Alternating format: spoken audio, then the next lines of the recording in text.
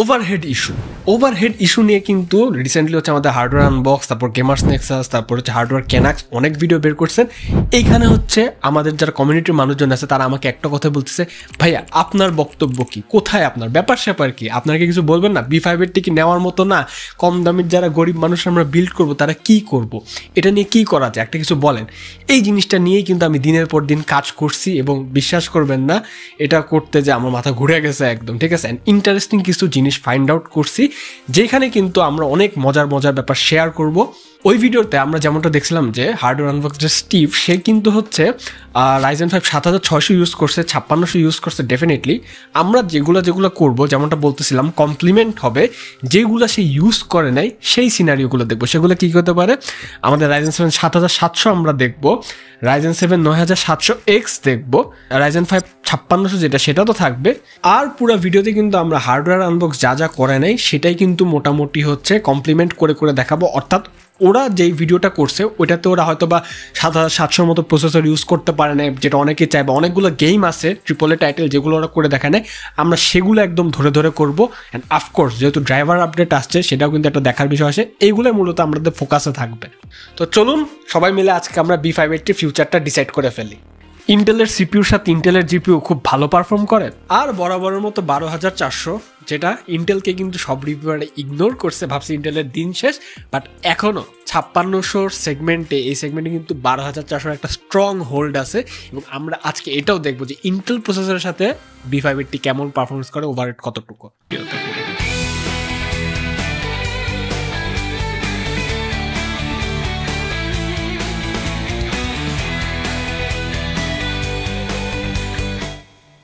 আজকের main video যখন আমরা শুরু করতেছি তখন যেটা আমাদের একটু জানা দরকার, এই যে 4টা প্রসেসর আমরা সিস্টেম বিল্ড করছি, এই সিস্টেমগুলো একটু হালকা পাতলা জেনে নেই, তারপরে আমরা গেমিংয়ে যাব। এখানে একটা জিনিস বলে রাখি যে হার্ডওয়্যার আনবক্স যখন তাদের ভিডিওটা বের করে সেটা কিন্তু প্রায় 3 সপ্তাহের বেশি হয়ে গেছে, এবং আমি ওয়েট করতেছিলাম যে হচ্ছে এরপরে ইন্টেল আরও কিছু সুযোগ নিক, কিছু ড্রাইভার আপডেট দিক। ওরা কিন্তু এই ভিডিওটার পর অলমোস্ট, আমি তো ওদের একদম এক্স্যাক্ট রেকর্ডিং ডেটটা জানি না, বাট হচ্ছে 3টার মতো ড্রাইভার আপডেট বা মিনিমাম 2টা কিন্তু ড্রাইভার আপডেট হয়েছে। এবং সমস্ত আমরা যেই প্রসেসগুলা, যে বেঞ্চমার্কগুলো সব কিন্তু আমরা লেটেস্ট যে ড্রাইভার ইন্টেলের এবং এনভিডিয়ার তরফ থেকে সেই অনুযায়ী করছি।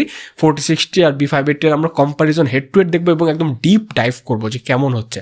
তার আগে একটু আমাদের টেস্ট সিস্টেমগুলো জেনে নেওয়া দরকার। আমরা যদি একটু আমাদের AM5 এর টেস্ট সিস্টেমটা বলি, সেখানে কিন্তু Ryzen 7 7700, তার সাথে B650M Aorus Elite version 2 motherboard, Trident G-Skiller 6000 MHz 16GB RAM, আর একটা 1TB SSD। আমাদের যে 5600টার টেস্ট সিস্টেম সেটা কিন্তু হচ্ছে আপনার একটা B650MK মাদারবোর্ড নিয়ে, তার সাথে 5600, তার সাথে হচ্ছে আপনার Corsair Vengeance 16GB DDR4 3200 MHz RAM, একটা 1TB SSD। আর যদি একটু আমরা আমাদের যে ইন্টেলের ব্যাপারটা, ইন্টেলটা যেরকম বলতেছিলাম সবাই তো ইগনোর করে গেছে, ইন্টেলের এই সিস্টেমটাতে আমরা একটা ATX B760 মাদারবোর্ড পাইছিলাম MSR, সেটা ইমপ্লিমেন্ট করছি। তার সাথে হচ্ছে আপনার DDR5 সিস্টেমে আমরা র্যাম ইমপ্লিমেন্ট করছি, Trident G-Skill 6000 MHz আর একটা 1TB SSD। এগুলো আমি একটু বলে নিলাম। প্রত্যেকটা গেম আমরা যেমনটা বলতেছিলাম, দেখেন হার্ডওয়্যার আনবক্স বা বাকিদের তুলনায় বা আমরা যেসব বেঞ্চমার্ক দেখছি সেখানে একটা ব্যাপার মোটামুটি কনফার্ম যে 2K গেমিং 1440p গেমিংয়ে আমাদের হচ্ছে B580 বস, এবং এটার কোনো হচ্ছে আপনার কম্পিটিশন নাই বলতে গেলে এই বাজেটে। It has done really well. ওইখানে ওভারহেডটা থাকে না, বিকজ হচ্ছে ওইখানে CPU লিমিটিং ফ্যাক্টর হিসাবে আর থাকে না। তো আমরা 1080pর সিনারিওতে দেখবো প্রত্যেকটা গেম আমরা 1080p ম্যাক্স প্রিসেট বা গেম বেঁধে যে আলট্রা প্রিসেট অ্যাভেলেবল আছে সেটাতে বেঞ্চমার্ক করব। সব ধরনের রে ট্রেসিং বা হচ্ছে সব ধরনের যে আপস্কেলিং সব কিছু বন্ধ থাকবে, এবং অনেক সময় ডাইনামিক রেজুলেশন হচ্ছে স্কেলিং থাকে, যেগুলো আমি অন্যান্য গেমে হয়তো অফ করি না, এখানেও সেগুলো আমি অফ করে দিব। তো প্রথমে আমরা একটু Cyberpunk 2077 এর সিনারিওটা দেখি, এবং আমি কিন্তু আবার বলতেছি আমাদের অনেকগুলো বেঞ্চমার্কে কিন্তু ডিরেক্ট হার্ডওয়্যার আনবক্সডের হচ্ছে রেফারেন্স থাকবে ডিরেক্ট, যেখান থেকে আমরা কম্পারেটিভলি দেখতে পারবো যে B580 কতটুকু আগাইছে বা কতটুকু পিছাইছে নাকি সেম জায়গাতে আছে। Cyberpunk 2077টাতে স্টিভ যেই হচ্ছে আপনার ভিডিওটাতে ওরা ফ্যান্টম লিবার্টি যেই ইয়েটা আছে Cyberpunk 2077 এর যে হচ্ছে আপনার DLC ভার্সনটা আছে ওইটাতে বেঞ্চমার্ক করছে, এবং ওইখানে দেখলাম যে ওদের সাথে আমার যে বেঞ্চমার্কের ইয়েটা সেটা হচ্ছে ডিফার করে, এবং ওরা হচ্ছে গেমের মধ্যে ইন গেম বেঞ্চমার্ক করে। বাট আমি হচ্ছে কয়েকটা গেমের মধ্যে, অন্তত যেগুলো গেমের মধ্যে হচ্ছে আপনার ডিফল্ট বেঞ্চমার্ক ইঞ্জিন আছে সেগুলো দিয়ে করাটা প্রিফার করি। এখানে আমি আলট্রা প্রিসেটে যখন সবগুলা সিস্টেমকে হচ্ছে কোলাবোরেশন করে এবং হচ্ছে কম্বিনেশন করে বেঞ্চমার্কগুলো করলাম, এইখানে কিন্তু আপনি দেখতে পারবেন যে সমস্ত প্রসেসর জুড়েই কিন্তু B580টা হচ্ছে স্টেবল পারফরমেন্সই দিছে, অর্থাৎ পারফরমেন্স ধরে রাখছে। সিপিইউ লিমিটিং ফ্যাক্টর হওয়ার কারণে 1-2 FPS যেটা কমতে পারছে সেটা আপনার গ্রাফে দেখতে পাচ্ছেন সেরকমই আছে। এনভিডিয়ার ক্ষেত্রে তো ডেফিনেটলি কনসিস্টেন্ট আছে। তো সাইবারপাঙ্ক 2077 নিয়ে এখানে আমার তেমন কিছু বলার নাই। এখানে হয়তো বা যদি ইনগেম বেঞ্চমার্ক করা যেত তাহলে হয়তো বা এদিক ওদিক একটু হেরফের হতো, বাট এখানে কিন্তু স্ট্রিক্ট কোনো ওভারহেড আমরা দেখতে পারতেছি না। তারপর যদি আমরা একটু অ্যালেন ওয়েক 2-তে মুভ অন করি, অ্যালেন ওয়েক 2-তেও কিন্তু এই ব্যাপারগুলো আমি মোটামুটি সেমই দেখলাম। এখানে 9700X-এ যেরকম পারফরমেন্স দেখা গেছে B580-র, সেরকম কিন্তু 7700-তেও হয়তো বা 1-2% বা 1-2 FPS এর একটা এদিক ওদিক থাকে, সেটা সিপিইউ লিমিটিং ফ্যাক্টরের কারণে মোস্টলি হয়তো হয় না, বাট হচ্ছে হয় না একটা ইরর মার্জিনের মধ্যে এদিক সেদিক। এবং 5600-তে যখন আমরা শিফট করলাম তখন কিন্তু অ্যালেন ওয়েক 2-তে দেখলাম যে মাত্র 2 FPS এর মতো ডাউন শিফট আসছে, 1% হতেও সেরকম। এখানেও কিন্তু ওভারহেড মতো বলার কিছু নাই, এবং 12400-র ক্ষেত্রেও সেম সিনারিও। এখানে আমি তেমন কিছু নোটওয়ার্দি ওভারহেড মেনশন করার মতো তেমন কিছু বলার নাই। তারপরের গেমটাতে যখন আমরা গেলাম, এটা একটু ঝামেলাযুক্ত গেম, এবং যেখানে ঝামেলাযুক্ত গেম সেখানে PS পোর্ট গেম, সেটা হচ্ছে Horizon Forbidden West. Horizon Forbidden ওয়েস্টে 9700X B580 এবং 4060 বেশ ভালো পারফর্ম করছে। 4060 কিন্তু এখানে 1% লোতে দেখা যাচ্ছে ফ্রেমে একটা ড্রপ আছে, এবং এটা হওয়ার রিজন হচ্ছে আমার যতদূর মনে হয় আস্তে আস্তে কিন্তু VRAM কম হওয়ার যেই সমস্যাটা সেটা কিন্তু হচ্ছে আস্তে আস্তে এই ব্যাপারগুলো এই ধরনের আনঅপটিমাইজড গেমে কিন্তু প্রকট হয়ে আসতেছে। 7700 সিস্টেমেও আমরা B580-র সেম ট্র্যাডিশনে ফলো করছি। এখানে 1% লোতে 5 FPS এর মতো একটা ড্রপ দেখছি, বাট ইটস ফাইন, এটাকে ওভাররেট বলার নেই। ওভারঅল মোটামুটি এটা প্রসেসরের একটু অ্যাক্সেলারেশন কমার কারণে এটা কমতে পারছে বলা যায়।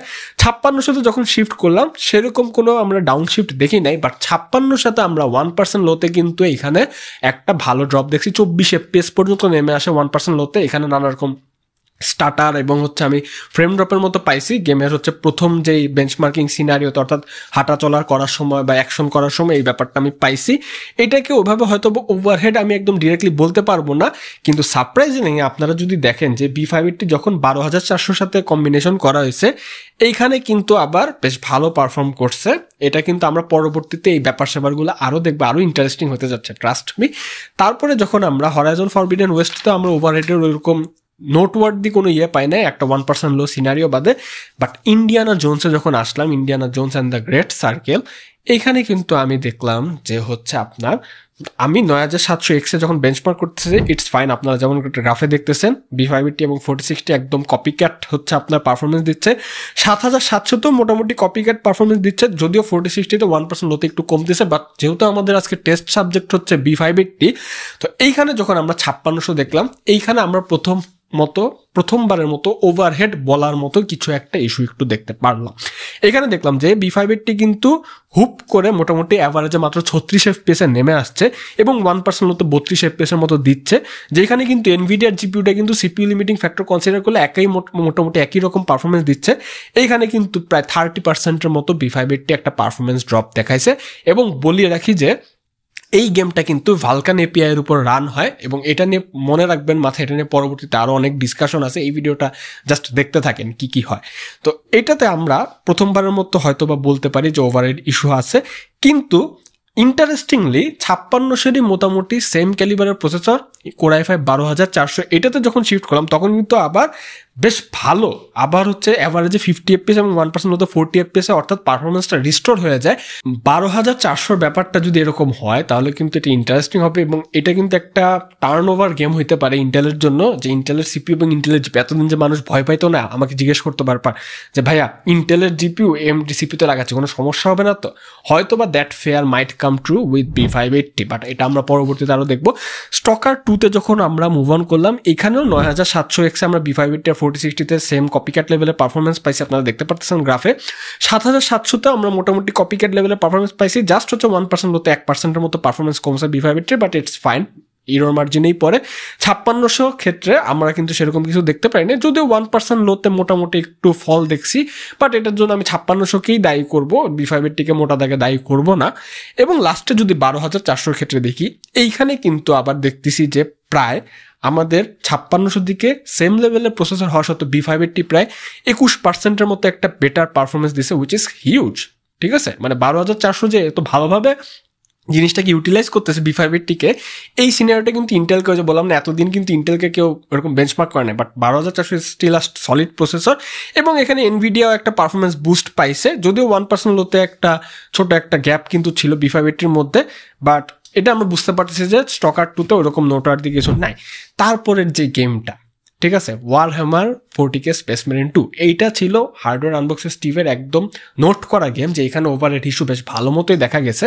বাট এইটা যখন আমি নিজে বেঞ্চমার্ক করলাম, এবং এটা শিওর হওয়ার জন্য আমি এবার বলতেছি প্রতিটা বেঞ্চমার্ক প্যাচ আমি 3বার করে নিজে রান করে দেখছি একদম প্রপার কন্ডিশনে, একদম আমি শিওর হওয়ার জন্য, কারণ এই জিনিসটা নিয়ে আমার নিজেরও একটু খটকা ছিল।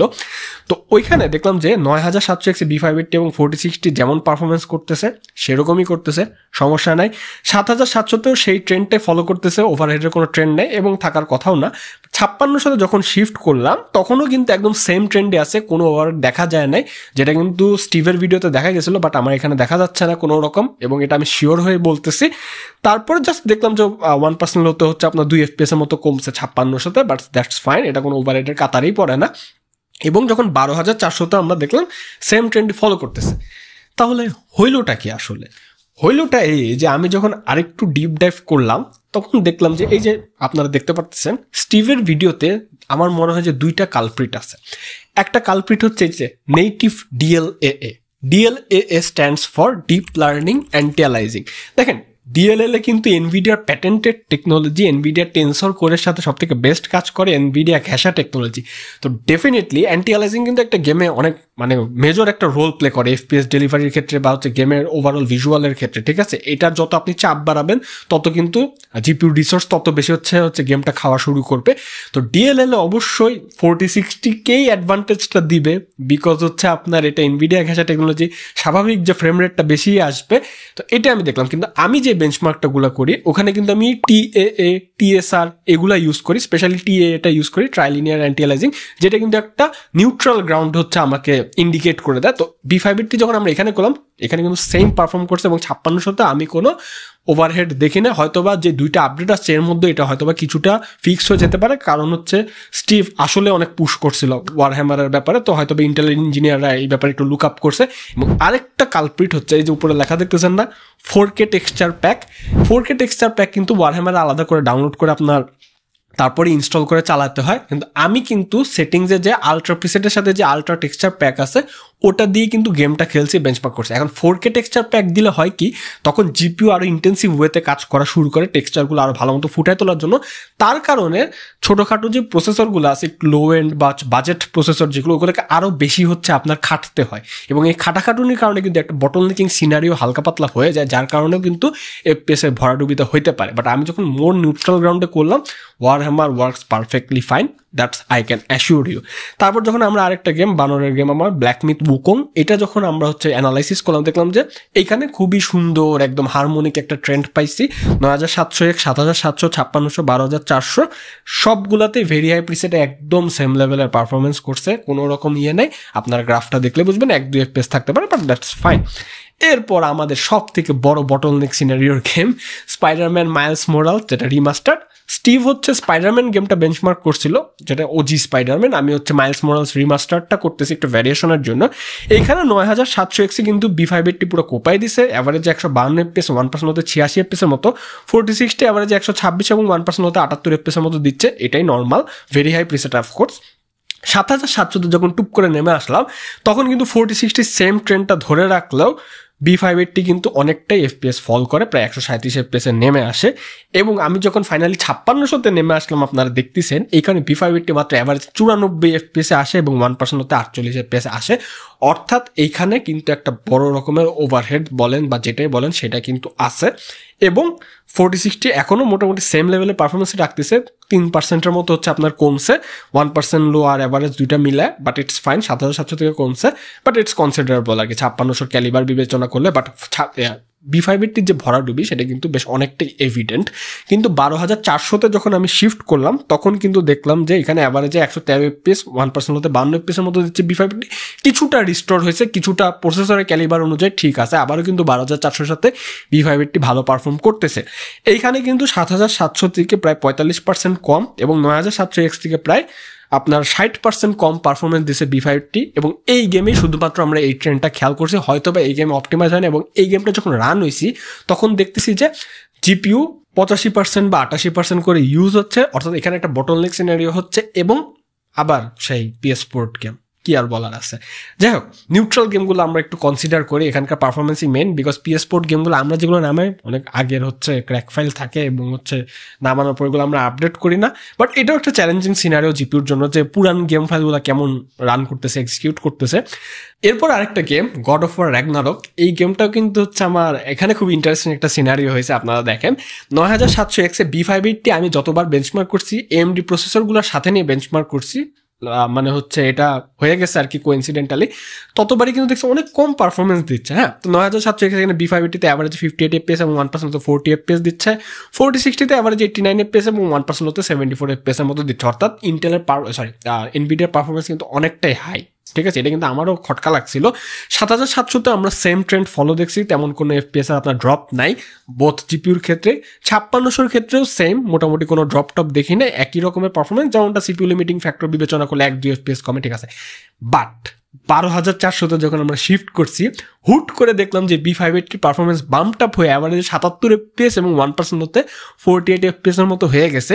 4060 সেখানে হয়ে যায় 86 আর 1% হতে 69 FPS এর মতো গতানুগতিক যে পারফরমেন্স দিচ্ছিল ওইরকম পারফরমেন্স দিচ্ছে। অর্থাৎ এইখানে কিন্তু 12400 পুরো ব্রাশ ফায়ার করে দিছে এবং এইখানে একটা এভিডেন্ট একটা মেসেজ দিয়েই দিছে যে এমনকি AMDর যে বড় বড় প্রসেসরগুলোর সাথে আছে তার সাথেও কিন্তু ইন্টেলের ইনহাউস প্রসেসর এবং জিপিইউ যে যখন ওরা কম্বাইন করে তখন একটা বেটার পারফর্ম দেয়, এটা কিন্তু আমরা খুব ভালো মতো দেখতে পারতেছি। তারপর যখন আমরা গোস্ট অফ সুশিমা হচ্ছে ভেরি হাই প্রেসারে দেখলাম, এখানেও একদম মোটামুটি সেম ট্রেন্ড আছে, এখানে কিছু বলার নেই, এখানে কোনো ওভাররেট কিছু নাই। যে প্রসেসরই আপনারা দেন না কেন বেশ ভালো মতোই পারফর্ম করতেছে, এটা আপনারা দেখে নিতে পারেন চার্টে। তারপর যখন আমরা হচ্ছে লাস্ট অফ আসে গেলাম, লাস্ট অফ আসে যাওয়ার পর এটা যখন আমরা আলট্রা প্রিসেটে রান করলাম 9700X-এ B580 59 FPS অ্যাভারেজে 1% হতে 39 FPS, 4060 অ্যাভারেজে 57 FPS, 1% হতে 39 FPS, মোটামুটি কপিক্যাট পারফরমেন্স। 7700-তে আমরা সেম ট্রেন্ডটাই দেখতেছি, 1% লোতে B580 একটু বাড়ছে। কারণ কি আমি একটু বলে রাখি, এই মিড রেঞ্জের জিপিইউগুলো না 9700X-এর মতো সিপিউর সাথে পুরাপুরি নিজেদের 100% দিতে পারে না, হালকা একটু বটল নেকিং ফ্যাক্টর হয়। কারণ 9700X itself is a very fast processor এবং তার সাথে তাল মিলাইতে কিন্তু একটু আপনার কষ্ট হয়, বোঝা যায়। 99 বা 100% না গেলেও 98% থাকে, এর জন্য হচ্ছে আপনার 7700-তে আসলে একটু বেটার পারফরমেন্স দেয়। তারপরে যখন আমরা 5600-তে দেখলাম, এখানে 1% লোতে B580 একটু কম FPS দেয়, 36 FPS এর মতো দেয়, বাট এটাও অ্যাগেন আমার মনে হয় CPU লিমিটেড পারফরমেন্সই। এবং 12400-তেও কিন্তু একটা ডিসেন্ট পারফরমেন্স, সেম লেভেলের পারফরমেন্স দিচ্ছে, এইখানেও আমি কোনো ওভারহেড ইস্যু বলার মতো নোটওয়ার্দি পাই নাই।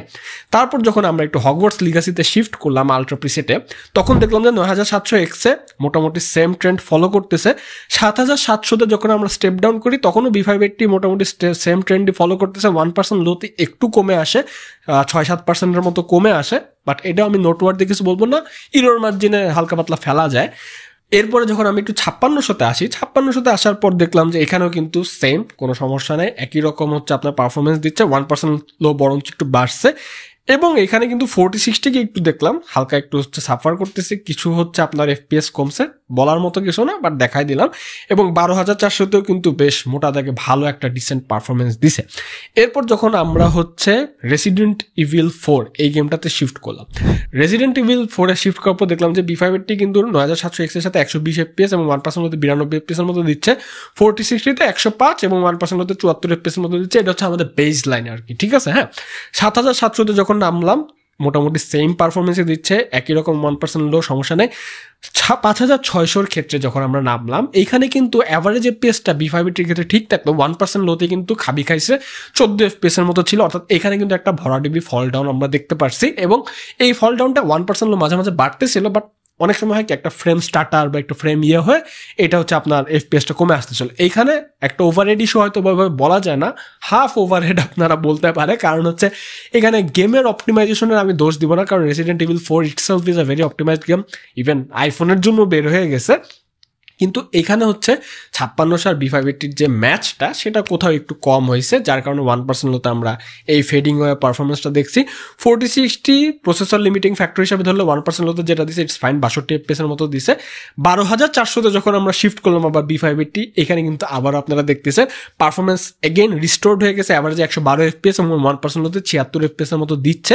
অর্থাৎ 12400 যারা মিড রেঞ্জে পিসি বিল্ড করবেন B580 নিয়ে চিন্তা করতেছেন তাদের জন্য একটা জাদুর কাঠি হইতে পারে। তো এইটা গেল মোটামুটি আমাদের 13টার মতো গেম। আমরা একটা সিনারিও দেখলাম, বেঞ্চমার্ক করে দেখলাম।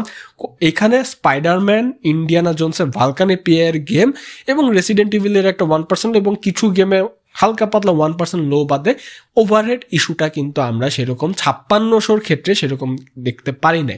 এবং এইখানে বলতে হবে এতদিন যে 12400কে সবাই ইগনোর করে গেছে, এই 12400 এইটা দেখা যাচ্ছে যে 580 যে ইনস্ট্রাকশন সেট আছে সেটার সাথে ভালো মতো কম্পেয়ার করতে পারতেছে।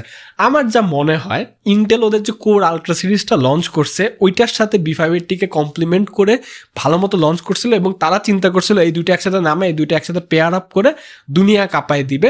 এটা হয়তো বড় প্ল্যান করছিল, কিন্তু কোর আলট্রা সিরিজের ফ্লপ লঞ্চ হওয়ার কারণে সেই প্ল্যানটা কিন্তু অনেক ক্ষেত্রে চপাট হয়ে যায় এবং রিভিউয়াররা কিন্তু 12400 মতো যে মিড রেঞ্জের প্রসেসর আছে তাদেরকে ইগনোর করে গেছে। এবং এইটা কিন্তু আমি দেখলাম যে এইটার যে ইস্যু বলেন ওভারহেড ইস্যু, এটা কিন্তু 12400 ক্ষেত্রে নাই সেরকম।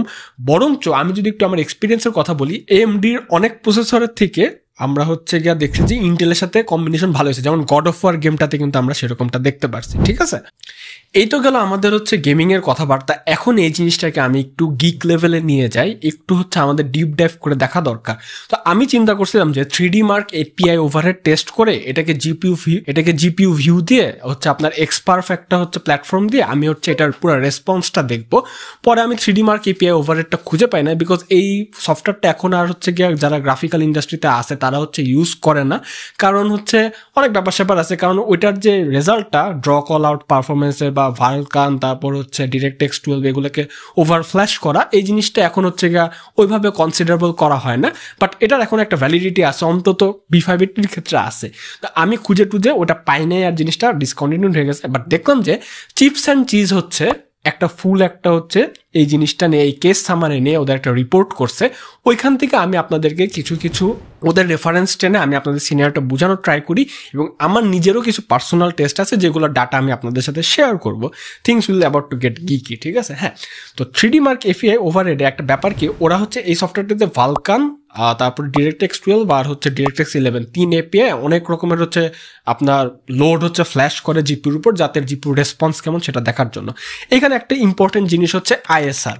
ঠিক আছে, ISR কি, যারা ইঞ্জিনিয়ারিংয়ে আছেন বা মাইক্রো প্রসেসর মাইক্রো কন্ট্রোলার নিয়ে কাজ করছেন, যেমন আমরা হচ্ছে এগুলো নিয়ে ঘাটাঘাটি করি, তো ইন্টারাপ্ট সার্ভিস রুটিন। ঠিক আছে, এই জিনিসটা না খুব ইম্পর্টেন্ট, যে একটা ইন্টারাপ্ট কি একটু আমি ছোট করে বুঝাই দিই। হ্যাঁ, ধরেন আপনি কোনো একটা কাজ করতেছেন, একটা প্রসেস হচ্ছে, সেটাকে থামাইতে একটা ইন্টারাপ্ট লাগে, বাধা দেওয়া। ইন্টারাপ্ট মানে বাধা দেওয়া।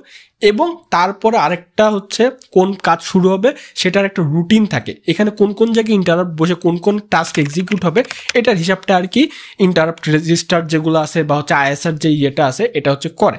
তো ISRটা এমনিতে ডিসেবলড থাকে, বাট এটার ইউজ কেসও আছে। তো এইটা যখন আপনার হচ্ছে ইউজ হবে তখন হচ্ছে জিপিইউগুলোর একটা টার্গেট থাকে কি, যতটা কম ভাবে বা এফিসিয়েন্টলি ISR এর যে ইউজ কেস টাইমটা সেটা কমায় নিয়ে আসা যায়, তাহলে কিন্তু ডিপিসি অথবা ডিফার্ড প্রসিডিউর সেলস এইটা ব্যবহার করে হচ্ছে আপনার জিপিইউর এক্সিকিউশনকে তাড়াতাড়ি করানো যাবে। ঠিক আছে, তো ইন্টেল আর AMD দুজনে হচ্ছে আপনার ডিপিসি ইউজ করে ISR এর যে টাইমটা এক্সিকিউশন টাইমটা সেটা কমায় নিয়ে আসার জন্য।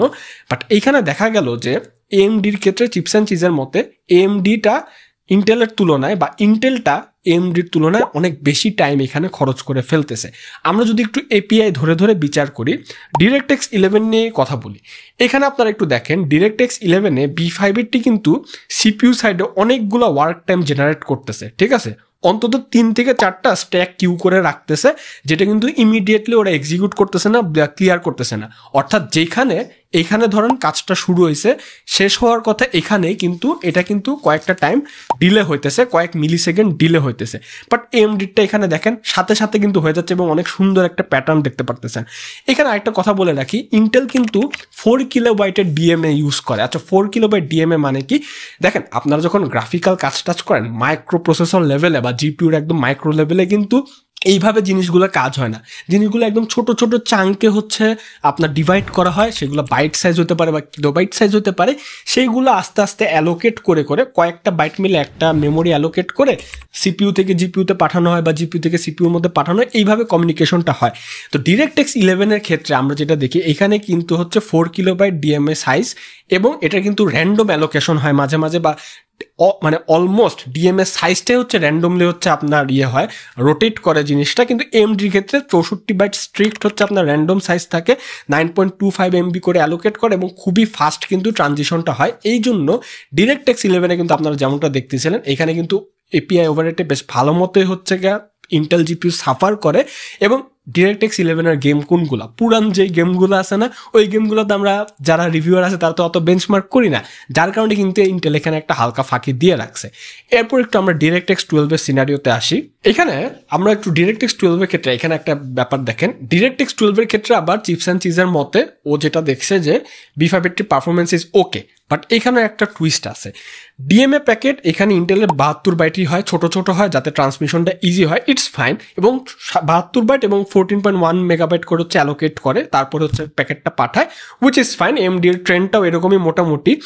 কিন্তু এইখানে ড্র কল আর অপটিমাইজেশন এই দুইটা জিনিস ঠিক না হওয়ার কারণে, অর্থাৎ ইন্টেলের ড্রাইভার যে রাইটিং ওইখানে ঠিকঠাক না হওয়ার কারণে হয়েছে কি, এই যে এক একটা করে প্যাকেট করতেছে বা অ্যালোকেট করতেছে মেমোরি, এগুলো কিন্তু পাঠাইতে এক্সিকিউট মানে এমনি অ্যালোকেট করা ছাড়া এক্সিকিউট করতে বেশি টাইম লাগে না, বাট মেমোরি অ্যালোকেট হয়ে গেলে যখন এক্সিকিউট করতে চায় ওই এক্সিকিউশন টাইমটা প্রায় 30 মিলি সেকেন্ডে যায়, যেখানে কিন্তু এমডি হচ্ছে দেখা যাচ্ছে যে মোটামুটি আপনার 64 বাইট এবং 9.25 MBর অ্যালোকেশন অনেক এফিসিয়েন্টলি অনেক ফাস্ট করে এবং ক্ষেত্র বিশেষে 5 গুণ করে ফাস্ট করে। হ্যাঁ, তো এইখানে আসলে অ্যাসোসিয়েট যে ডিএমএ গুলো আছে, অ্যালোকেশন মেমোরিগুলো আছে, এগুলো প্রসেস করতে ইন্টেলের বেশ ভালো টাইম লাগতেছে, একটা ডিফার আসতেছে। এবং এই যে ডিফারটা আসতেছে, হ্যাঁ, এই যে হচ্ছে আপনার মনে করেন যে এক্সিকিউশনের টাইমটা, এটা ইন্টেল ডিপেন্ড করে একটা প্রসেসরের, যেগুলো প্রসেসরের আর কি পাওয়ার বেশি, যেগুলো হায়ার সেগমেন্টের প্রসেসর, ওগুলা যাতে হচ্ছে আপনার নিজেদের পাওয়ার ইউজ করে এই জিনিসটা কমায় নিয়ে আসতে পারে।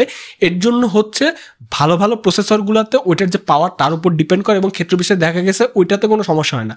সমস্যা হয় যেগুলো স্লোয়ার পিসিআই কমিউনিকেশন বা আগের জেনারেশনের প্রসেসর, ওগুলো তো সিঙ্গল কোর পারফরমেন্স এক্সিকিউশনও অত বেশি না, এই কারণে কিন্তু এই যে ডিলেটা, এই ডিলেটা ডিলের জায়গায় থেকে যায় এবং এটাই কিন্তু একটা বটলনেকিং সিনারিও ক্রিয়েট করে। আপনারা চাইলে আর্টিকেলটা পড়তে পারেন, বিকজ এই জিনিসটা একটু টাফ হয়ে যাচ্ছে আপনাদের জন্য।